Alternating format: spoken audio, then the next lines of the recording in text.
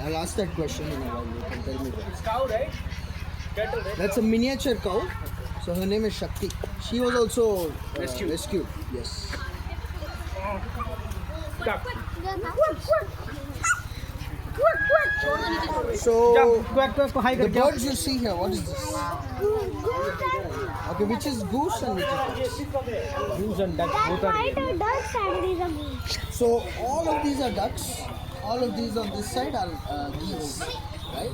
So if you observe the ducks in the water, you would have seen ducks in the water before also, right? So have you observed the feathers? Do the feathers get wet in the water? No? Yes, no. No, right? It's completely waterproof for all aquatic birds. So how do they keep their feathers dry? In the They water. will do swimming. True, they do swimming, but they go inside the water, but it'll still be dry. Oh, it's you see if they dip into the water. Even if I pour water now, it will just flow over the feathers. It won't absorb. The feathers won't absorb. What we do is called as preening. You can see they're doing it right now.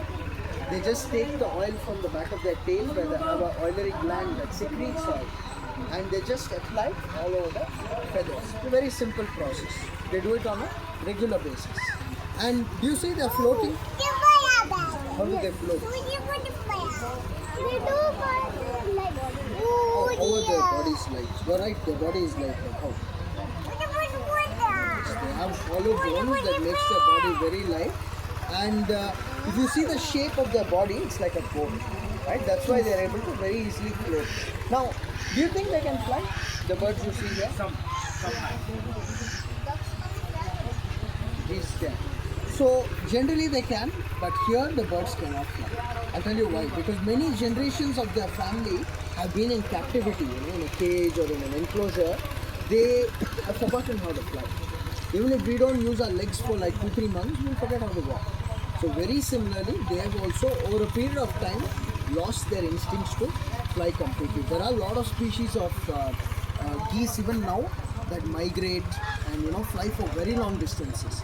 But it's just this strain of birds, like these are called as Chinese geese, they have forgotten how to do it. Right? Yeah. So,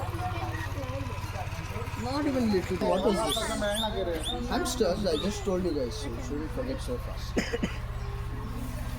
What is this?